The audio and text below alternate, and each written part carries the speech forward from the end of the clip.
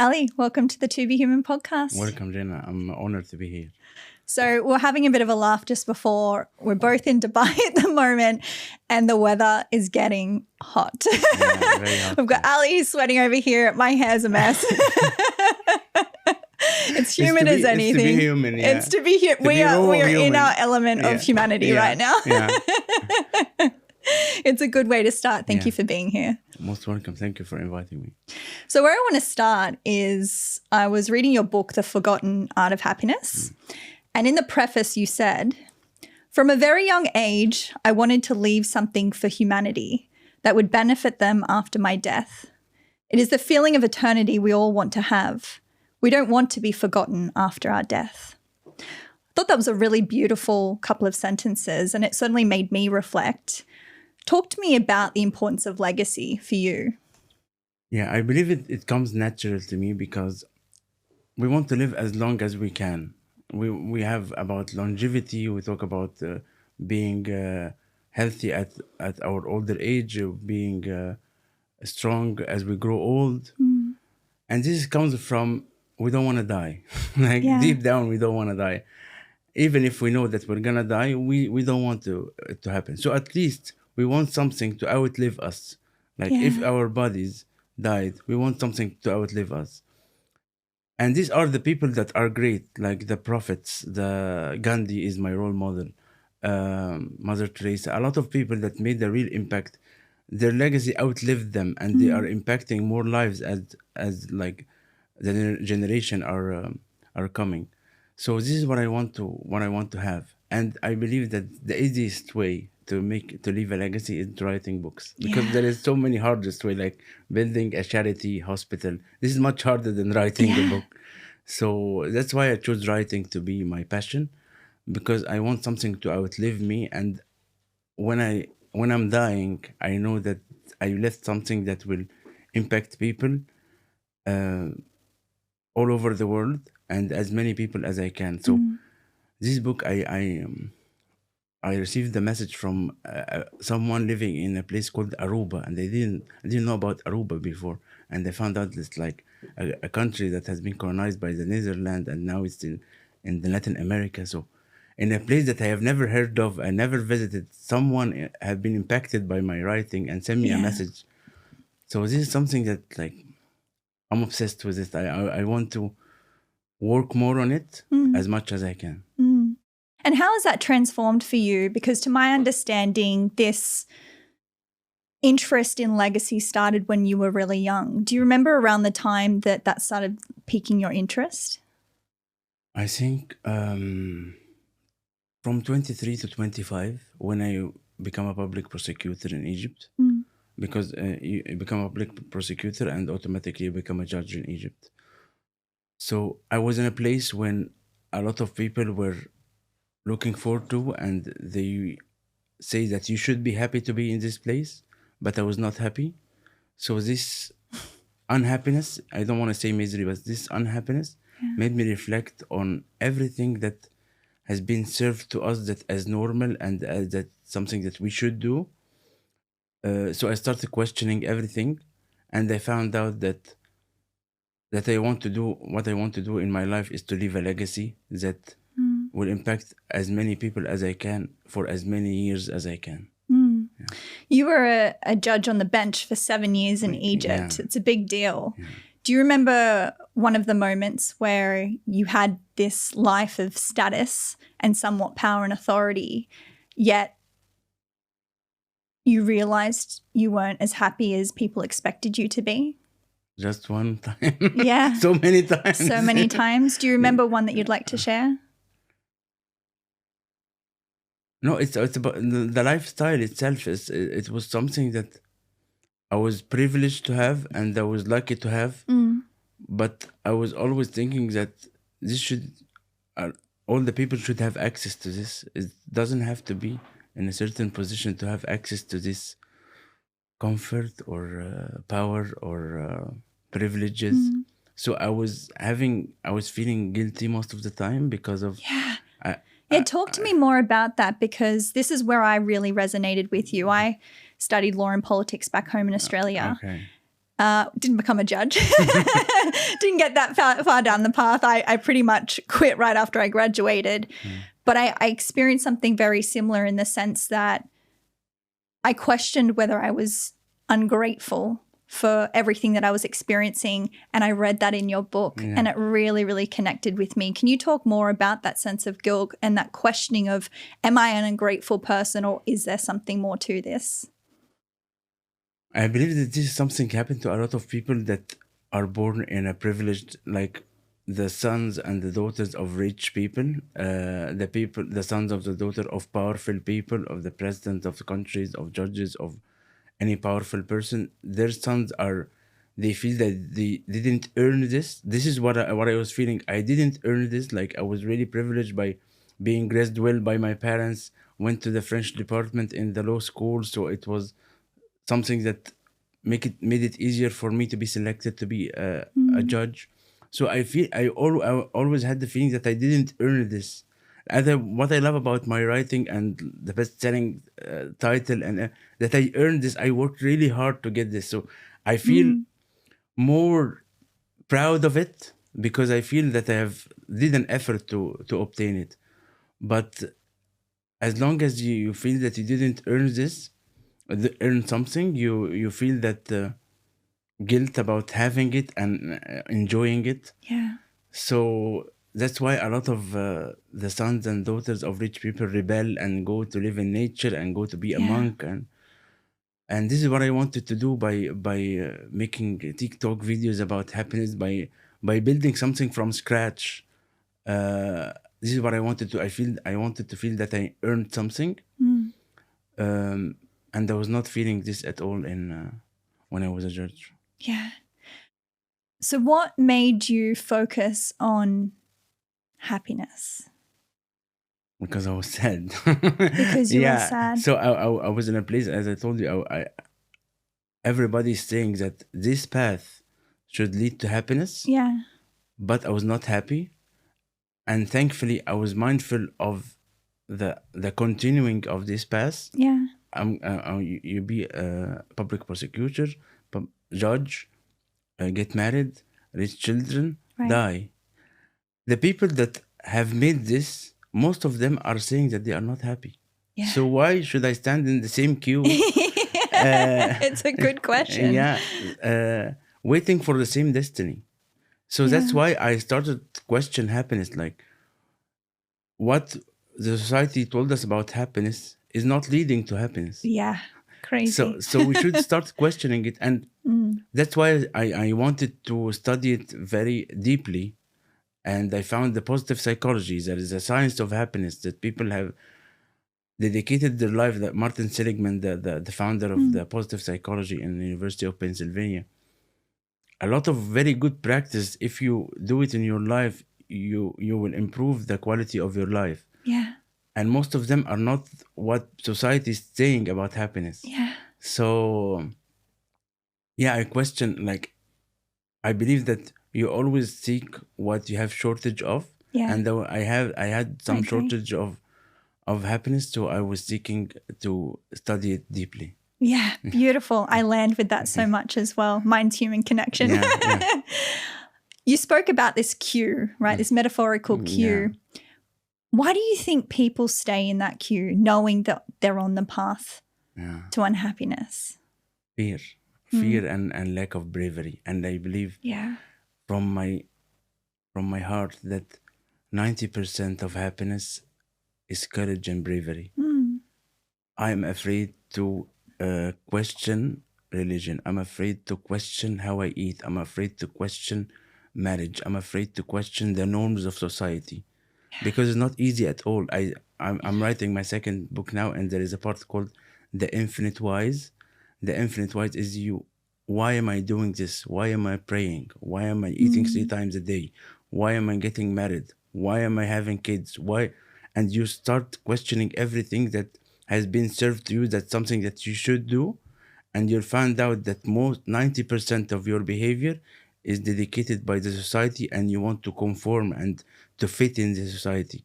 And you didn't ask yourself at all, what am I really want to have?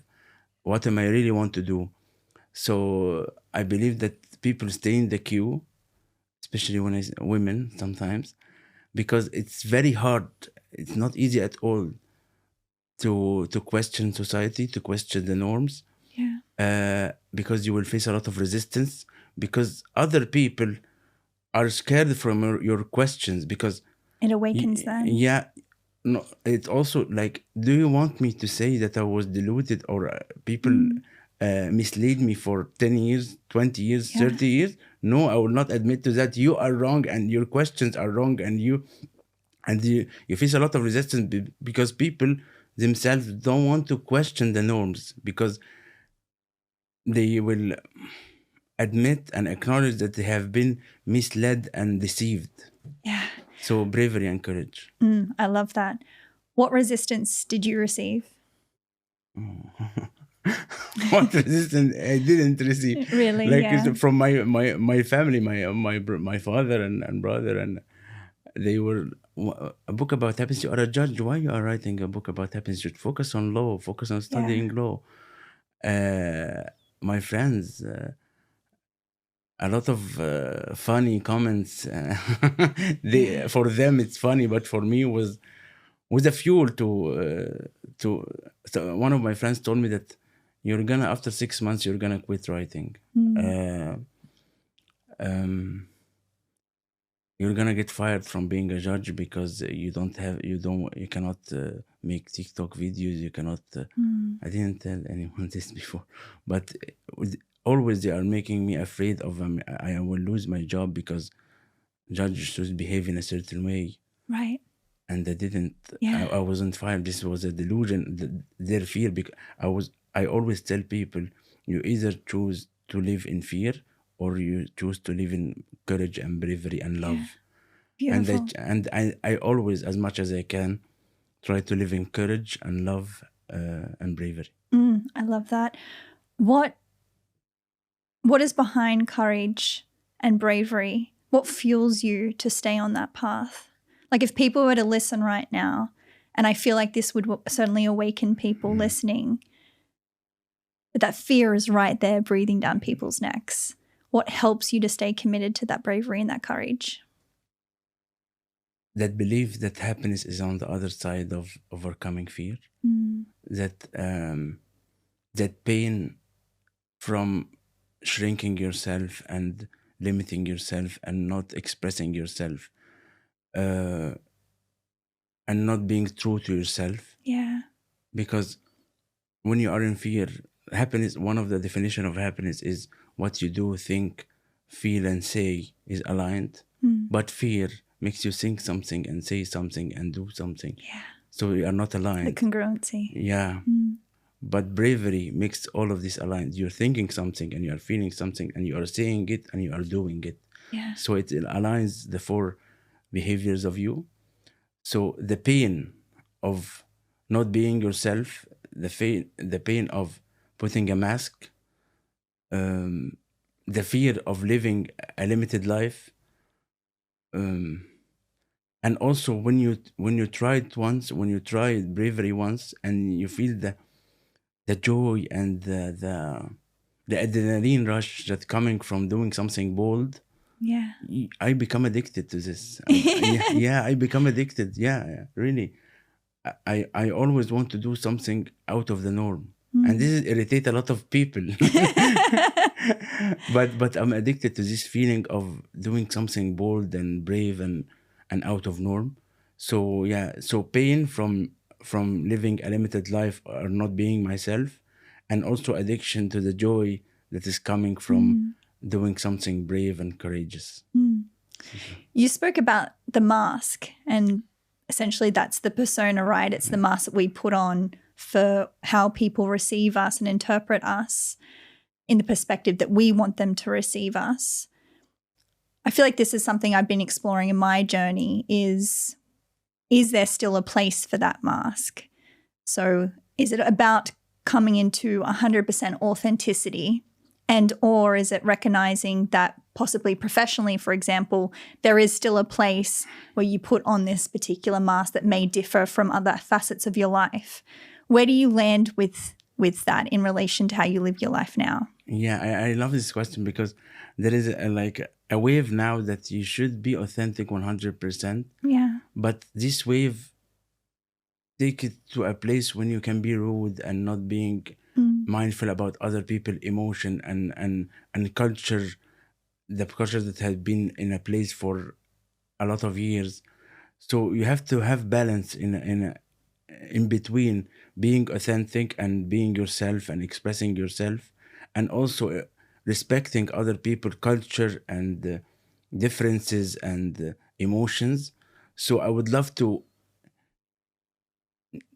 not always think about that I should don't care about other people's opinion. Right. And also on the other hand, I don't want other people's opinion to lead my life or to Yeah. control me. So I always try to be in a place in between, like respecting other people, respecting the culture, and also try to lead my life and take responsibility for my life. Because I don't like the way the the wave of rebel against other people's opinion without consciousness about these people always have been doing something in a certain way. So in order to change it, you have to respect this that there will be some resistance, there will be some respect to this culture. So you have to make it in a gentle and kind way. Yeah. I relate to that 100%. I am a massive proponent of radical honesty, but I have a different perception, I think, to when it first came out. And I think when I say that to people, they think that exactly what you speak to. You walk into a room, you say what's on your mind without filtering, and it can be rude. Yes, yeah. That's not what I mean. I mean, be discerning and still be respectful, but be intuitive and know it's more about those moments that we stay silent or we appease other people, that I'm more about bringing that sense of radical honesty, the ones that require the bravery and courage. It's not about just blurting out whatever's on your mind. It's about being able to be radically honest in those moments that you normally silence yourself or appease others, I think is most important.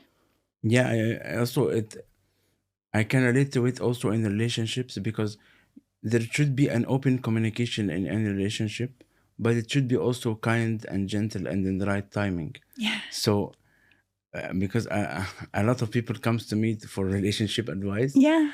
but I'm telling them, don't be silent when something happens that you don't like, but also be kind and choose the right timing and place and the right way to say it. Yes, definitely.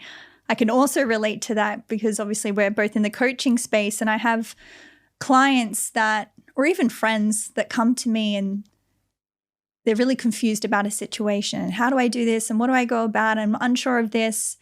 And I always just say to them, like, if you're confused about something with someone, then that is what you can speak. You don't always need clarity before you go and have a discussion with someone. But as you're suggesting, it's about coming from that space of love and empathy and compassion that makes available a space in which you can not only be heard, but that person is present with you as well. And I think for me in my personal life, I learned a big one for me was learning about how to say no with love. Yeah. And so that was something that I always avoided, and I was less authentic because I was afraid of the conflict that may happen. But when I started to integrate into my life this idea that I can actually say no or disagree with someone that I care about, but it can, if it comes from that energy of love, it seems to just land differently. Yeah. And it actually, even if you're in disagreements with someone or you're in a relationship and you're having a difficult time, if you're able to show up with that full honesty but come from that sense of love, I feel like no matter whether you agree or disagree, it's still on that path of connection between each other because you're being authentic and you're being honest. Yeah. Stephen Covey talked about this, like when you say no, it should be coming from a yes, but so deep down you want to help this person, but also you have to respect your time and space and energy. So you're putting boundaries to yourself. So when they feel that you really want to help them, they will understand why your no is coming from and where your no is coming from. Yeah. So you have a lot of experience in divorce law, which I think is quite an interesting kind of nuance to your experience. And dramatic also. What have you learned from spending so much time and space around people separating. And I will just add to this, we have a mutual friend, Sharon, whose podcast you were on. And I was listening to that. It was really beautiful because she said that through such a challenging time in her life, you were able to bring the humanity to the situation. You were able to not only be her lawyer, but someone that could actually humanize the situation and take care of her through that process. I believe that my background in human development and psychology and my self-study in this area helped me a lot in my professional career as a family lawyer, because you cannot just, for this practice, you cannot just offer the legal service. You should also, like, I'm a lawyer / therapist. Yeah. you cannot like. Do you get paid extra for that? No, because you cannot offer the legal service only in this practice, especially. What I have found out, I realized, seeing people separating is, with a little bit of awareness and consciousness and reflecting, most of the legal process will be dissolved, and there will be a lot of court cases, because the ego comes into place when there is a intense fight between separated couples. So sometimes I'm not in a place to advise them of being conscious, because I'm their lawyers. They are coming very aggressive and very in a place like a very intense, with a pure intention of intensifying this dispute. So I'm not even allowed to tell them, like, if you meditate for 10 minutes a day and reflect on the benefit of what you are doing, you can change your mind and you can find the place.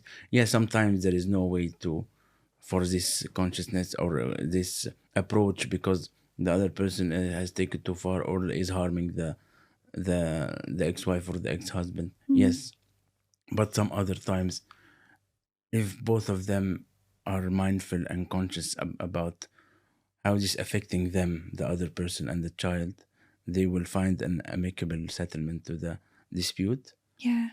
So I'm encouraging everyone now who's having a dispute with anyone to take time to reflect on the negative effects of this dispute on them and the other person and the society and all the stakeholders, and they might find out that they are wasting a lot of energy and time and money in a dispute, while they can be creating something better for them and the society.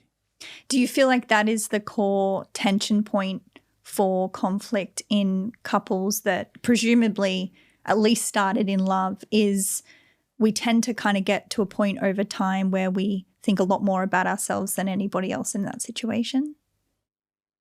No, what makes people comes to a place after years of love, comes to a place of dispute and conflict, is they have not been practicing the positive practices that sustain love and good marriage, and they were taking each other for granted. This might be number one. There is no open communication. There is always sometimes that one party or one partner is taking advantage of the other, and the other is silent and not expressing their needs and their wants. Yeah. So after sometimes this person has been oppressed or taken advantage of, become very upset to the point that they don't know why they are upset, because they have been accumulating so much a lot of resentment Yeah. throughout the years. So that's why you have to talk about what you don't like from the beginning, because you are both coming from different worlds, if I may say. You have been raised in different houses. You have been you took a different education. So you have to take time, like 1 or 2, 3 years, to adapt to each other, and this adaptation comes with communication, because I cannot read your mind. You can't? We always think you can, though.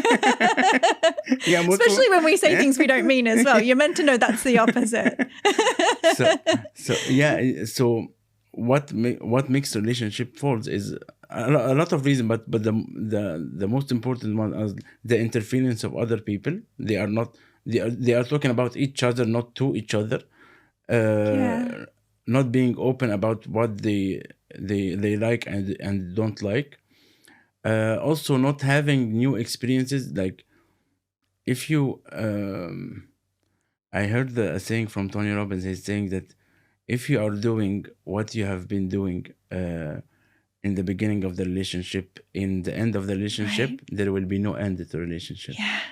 Yeah, I think he suggests when you're thinking about separating, give it 90 days Yeah. and give everything. Yes. And don't horse trade. Don't say, I'll do this and then expect something. Just give everything and see where it lands. And if you both lean into that, apparently, you can come back home to each other in a new way. Yeah, because 90 days is giving some time to the ordinary things to take place. Because it's not about the ring. Sometimes it's about the ring that you're gonna buy for your wife, but it's always about the positive note that you leave her on the fridge. Yeah. It's about the flower that you give her. It's about the text that she sent you. This kind of ongoing validation to each other and ongoing acknowledgement of each other, and prove to you that you have not been taken for granted, and proving to her that she's not taken for granted. So you always feel the sense of validation, and your, if I may say, your ego is validated. So it feels a bit comfortable and secure, because you don't overthink about, is this person is still interested in me? Do I still look beautiful? Am I getting old? So try to validate your partner or your wife as much as you can, and try to ask for validation sometimes, because this open communication will sustain love and will sustain good marriage. Yeah, it's beautiful. I love that you brought up Tony Robbins as well. It just made me think something that I found really funny. He talks about at the start of relationships when you're like, oh, honey, can you take out the trash? And you kind of like, yes, yeah, I'll take out the trash. No problem. Taking out the trash. And then a few years goes by. It's like, honey, do you mind taking out the trash? And it's like, what am I, your janitor?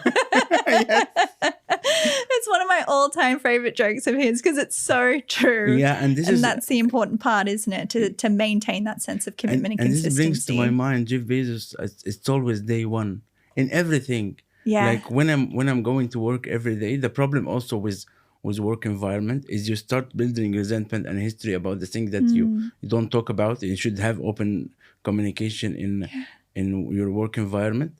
So always think about it as if it's day one, and try to. There is an idea in my book called Clean Your Mind. Don't hold into bad memories. Yes, they are going to be there, but try to not to remind yourself of them every day. Try to open a new page by being present, by reading The Power of Now, by reflecting. Also, I always tell people who are not very happy at their jobs and they cannot quit right now, try to focus on the positive also, because there is positive, but you don't focus on it. Yeah. Because our mind is wired to focus on what is missing. Absolutely. So you have to intentionally rewire your brain and train your brain to look at what is already there that you have been dreaming about yesterday. Yeah, I absolutely agree with this. I actually had a moment yesterday. I went and did some volunteering downtown at some of the business sites, giving out food to the workers down there. And I really had a moment. It was so hot down there. And I hopped back in the car with a friend, and it was air conditioned, and we just sat on that business site for a moment. And I just thought, wow, sometimes I get so caught up in my head about I'm not where I want to be, and I get really stressed and frustrated, and I really feel that sense of inadequacy and scarcity around my life. And in that moment yesterday, I just felt like I had more than enough. Yeah. And it was a really beautiful moment, but a very humbling moment that, wow, it really is. And I feel like this relates to something that you're passionate about, is in those moments of giving to people that are quote unquote less fortunate, it really can provide a deeper sense of meaning. And I think that's what happened with me. I realized how much I'd been in my head about certain things in the future, in that illusion of future. And just being able to be there with people yesterday and have that sense of contribution that gave me so much fulfillment and meaning that I was naive to start chasing sort of in the future. Yeah, there is two things I want to say here. Gary Vee is talking about your ranking in the human kind. Yeah. So if anybody who is listening to this think about how they're gonna be in the first 5 million in the 8 billion people. Yeah. So this always like remind me of how grateful I am to be in this place of being the first 5 million people who are living on Earth now. Yeah. And remind me also of 100 years ago, people would pay a lot of money just to talk to their mom on the phone, and they just say, I can see her on my phone just anytime I want. Yeah. People were like traveling or sending letters. So this kind of, I can say, mindful gratitude, that you have to think about how to be grateful. Like imagine, like be creative in your gratitude. Always makes you more grateful for what you have, and decrease the intensity of the feeling of scarcity and that I'm missing out something and I'm left out and everybody's is better than me. The second thing that I want to say about the giving is, if you see all the people that have done very well in life, like Warren Buffett, Bill Gates, they are coming back to giving. Bill Gates are spending most of his time in Africa to try to build something. And so most of the people that have done it, when we say to business, they are coming back to giving. And I believe that giving is the ultimate joy that people can experience. That's why I like writing. I like giving advice to people, because not because of them, because I feel joy by giving this advice and information. So I believe that giving is the ultimate joy, that we should build ourselves to a point that our giving will mean something to other people. Because if you don't have anything to give, you have to start by building yourself and giving yourself first and feed yourself.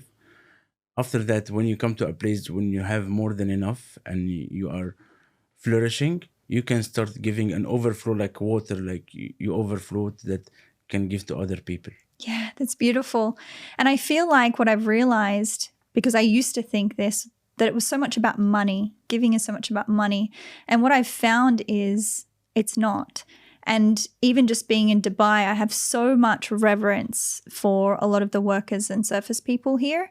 And I feel like even just when I go and get my morning coffee or my morning matcha, whoever's serving me, I'll get them to really look at me and I'll be like, how are you? Yeah. And it's interesting because it awakens them. You kind of see them like jolt a little bit and then their eyes open and you can see kind of them like, me? And like, it's really beautiful. And I feel like that in itself is a little bit of a contribution, not just kind of ordering and like walking away, but like, hey, how are you going? Like, how is your day? Yeah. And it's interesting because even with this particular cafe I go to, some of the beautiful girls have been asking a bit more about like, oh, you know, what makes you so joyful? What makes you so happy? And gets them curious. And it's like, I'm no martyr, but it's beautiful to be able to bring that energy and inspiration into their lives where I can feel the effect on them just purely by giving them my energy and my presence and nothing else. And I think that was a really important lesson for me, that it's not always about material giving, that just the way in which you operate with people can be such a gift in itself. Yeah, it's about also feeling your presence and make them present, because yes, I love when I meet someone and I passing by, maybe I don't know him, but when I say hi, he was overthinking about something. I just like by saying hi, I made him present in the moment, and they love, like, I'm giving him the gift of presence, like exactly. So there is a word around me that whatever in my mind is not real. What's real is what's happening now. So and there is a saying that about this, that saying, if one was asking someone that I have looked into the sky and I didn't see God. is saying that you didn't look low enough to see God. So this where the God exists. Yeah. Like in these people, Right. you will see the miracles of God Yeah. in these Right people. in front of you. Yeah, in these people's lives. Oh, I love that. It's beautiful. Yeah, this morning I went over to anyone who's from Dubai, Blue Waters Island, and there's this beautiful part on the side of it that has butterflies and birds, and I always make an effort to go there and put my feet on the ground. And this morning I was sitting there and I just thought, I'm just going to follow the birds. That's all I'm going to do and see sort of what happens. And I feel like within 10 to 15 seconds, immediately just that depth of presence by following something like the reflection of God in a bird Yeah. was such an experience of inner peace. It just took 15 seconds to just ground back in. And I feel like those moments are so important in life because you referred to meditation before. And I think sometimes people have a lot of resistance. I actually think meditation can be an extremely difficult task for a lot of people because we are so short-sighted with our attention spans these days that the task of even 5 minutes of meditation people can have resistance to. So I find even just getting out in nature and just operating within nature and just even if it's the act of mindfully following something that's moving, I find for me personally that has been a big game changer in my life in terms of learning what works for me personally in bringing me back to the present rather than just sort of hearing one option and saying that doesn't work for me. Yeah, and this reminds me of people when I started talking about meditation in my book. They are telling me that I cannot focus on my breath for 2-3 seconds, for 5 seconds, for 10 seconds, and that's why I will not do meditation. I'm telling them that that's like you are saying to me, I'm not going to the gym because I'm fat. The fact that you cannot focus on your breath for 5 seconds. You need to do more. because the training is for bringing back your attention to your breath for as many times as you can. Yeah. And also when I faced this question a lot about people finding it very hard to practice meditation, like traditional meditation in a setup, I published a very small ebook. It's called Mindfulness on Demand. It's about using mindfulness techniques in your everyday life when you are waiting for the lift to come, rather than like this feeling of resistance. You can start scanning your body, focus on your breath for 10 seconds until this lift comes when you are waiting in a bank, rather than walking into your phone and start scanning your body, focus on your breath, focus on your senses, do whatever mindful technique that you can, but transform these moments of resistance and anger into moments of presence and mindfulness. Beautiful. I love that you mentioned the phone because I think that quite possibly is the number one distraction for people is when they finally get that moment of opportune to just ground into the present. Bang, phone in hand. Yeah. And I think I've noticed that about myself. But when you bring that air of consciousness and awareness to, I'll put it straight back down. I'll throw it across the room if I have to, because enough is enough about being addicted to not living in this space of reality.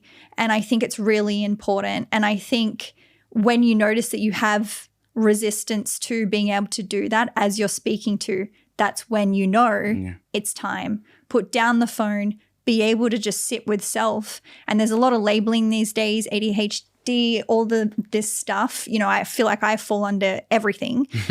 And I feel like just put that to the side for a moment and just be able to begin to trust yourself when you start feeling the resistance within yourself about being able to sit with self. And I find that if you sit long enough in a safe space, emotion will come up. And that's the process. That's the beauty. That's the gift. Yes, thank you. Thank you for saying, because a lot, we use our phone or whatever distraction it is to prevent us from meeting ourselves. Yeah. I don't want to meet my dark side because, yes, the practices that I've mentioned in my first book are beautiful and everybody should start with it. But in my second book, I'm talking about the phase 2, if I may say, about meeting your dark side, meeting your demons. And this is what people are afraid of when they are staying with themselves, because when you are staying alone without any kind of distraction, you, the dark side will start like very slowly and gradually come up, and you are afraid to meet him or her. Yeah. That's why you start distracting yourself, Yes. drinking, phone, relationship, whatever it takes. Just I don't wanna meet this dark side of me. This is very brave and courageous. If people like, I'm gonna stay, I'm gonna feel whatever feeling that come up. I'm gonna think about any thought that will come up, and you don't have to do anything. Just process it, Just because let it has to be processed. It has Let to it be manifest as it does naturally. Yes, because it will Yeah. come up. Give it some time. Just stay with it. Just love the thought. Like, if you know Kyle sees, you should listen to this person. Like, when you start loving your thoughts and loving your feelings, they will go away. Yeah. But don't love them so they can go away. Love them and they will go away. Yeah. So, for example, if you, the problem is, we are sad and we are sad about being sad. We are afraid and we are sad about being afraid. So we are making a negative emotion about a negative emotion. But if you say that I'm sad and I'm not sad that I'm sad, sadness will go away in 15 minutes. Yeah. But if you are building layers of negative emotions, it will prevent you from process the negative emotion itself. Yeah. So I'm telling a lot of people also in life, in most situation, blow over the water and the water will lift you. Beautiful. Live the feeling, live the moment, live the situation, and don't judge it. Don't judge what's happening, and it will pass by. This too shall pass. This too shall pass. Yeah, that's beautiful. And I think when it comes to shadow work, I have this quote on my vision board and it says, I control the shadows do not control me. And it's a reminder that when we do repress the shadow side of ourselves, don't think that it's just sitting there dormant. It comes up in those moments where you think, I have no idea what just came over me. It will, if you do not face it, it will do its own authority of making itself present in your life, and it's going to come out in those moments when you really don't want to. So I think it's always so important to bring that air of consciousness to it, that just because you're suppressing or repressing these uncomfortable feelings doesn't mean that they're not manifesting in your life. So it's your decision. Do you want to face them and be able to integrate them into your life, or do you want them running subconsciously throughout everything that you do? That's very insightful and deep. And also, yes, it will come into your life as patterns, as lessons, and as challenging situation, because the thought or the pattern is trying to tell you, feel me, I want to be felt. So if you don't want to stay calm and feel me, I will manifest as a person, I will manifest as a job, I will manifest as a loss, until you sit and feel me, because I want to be felt. After being felt, I can go away. Beautiful. I love it. And it truly does manifest like that. When you face it, you will begin to recognize that these patterns that you think always happen to you, they'll just disappear. Yeah. Yeah. But that's starting to get on the energetic level. Yeah. I wanted to ask you, you mentioned Gandhi and Mother Teresa earlier on in this conversation. What about them inspires in you? The peaceful warrior in Gandhi is what inspires me, and the persistence. Like, because I'm not a violent person. If something is trying to hurt me, I will not face it with violence. But I'm very persistent. I'm very stubborn. I'm very persevere to face it, but in a peaceful way. And this is what I relate to in Gandhi, is he don't like the colonization, and he wants to resist it, but he was not violent, so he chose the peaceful resistance. And this is, I believe, that the strategy that I use in most of my situations that I face in my life when they are challenging. I don't use violence. I don't, confrontation is sometimes is very hard to me, but also I don't surrender. So I'm using the Gandhi style in resisting the things that I don't like, or the things that I want to change in my life. Beautiful. Yeah, it's not that passive approach, but it's Again, coming back to what we said, right? That discerning of coming from love. Yeah. And love isn't about not standing up for anything. You still can stand up for something, but make sure it comes from that space of love. Yes. Yeah, beautiful. And this way, how you really change, because I believe that the sudden and the change that come by force doesn't last a lot, but the change that comes with love and with persistence and with long-term thinking, this is the change that can change really the world and the people. Yeah. Yeah. Certainly something that I think we need in this present moment around the world. I want to ask you one final question. What does it mean to you to be human? There's two. I was thinking about this question. This is why I'm going to say to the listeners, anyone that's been around for a while, this is why I'm thinking about not asking it, because it's starting to get in people's heads and giving them complexes before they come into the conversation. No, because I believe that life is lived on the two ages, the age of letting it go and not overjudging and not standing in the way of life and let whatever happens to you. But on the other hand, the other side of it is being brave and being courageous enough to live unlimited life and to take your full potential. So it's like the middle ground between letting life happen and also being courageous enough to experience the full potential of your life. Beautiful. Thank you for this conversation. Thank you, Jennah, so much.